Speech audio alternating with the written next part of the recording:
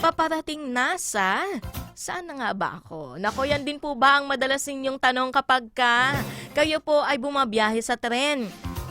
Madalas pa nga ay nagkakamali tayo sa ating bababaang istasyon.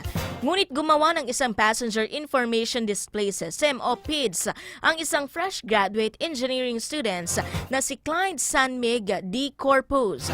Ayon kay Clyde, nakita niya ang mga PIDS ng ibang bansa tulad ng Taiwan, South Korea, Japan, Hong Kong na gumagamit ng naturang device at nakita niya kung gaano nakatutulong ang ganitong klase ng gamit para sa mga commuter upang hindi maligaw ang isang pasahero. Lalo na kapag meron tayong bisita o hindi naman kaya galing sa ibang mga lugar dito sa Pilipinas gaya ng Visayas, ng Mindanao o kaya yung mga galing sa ibang bansa na OFW na umuwi. Maganda yan.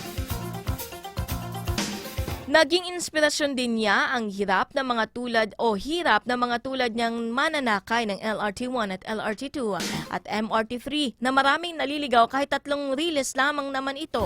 Ayon sa kanya, ang PIDS ay naglalabas ng impormasyon ng pag-alis at pagdating ng tren. Nagbibigay din ito ng impormasyon kung ilang minuto na lamang ang bago pagbaba ang gagamit na commuter. Umani ng iba't ibang reaksyon ang kanyang gawa sa social media na ayon sa mga netizens makatutulong sa mga persons with disability tulad ng mga deaf at pati na rin sa mga senior citizens at first time na babiyahe sa mga estasyon ng tren tulad po ng LRT1, LRT2 at LRT3. Ayon din sa iba, nawa ay mapansin ng gobyerno ang gawa ni Clyde upang mas mapaganda ang train system ng Pilipinas.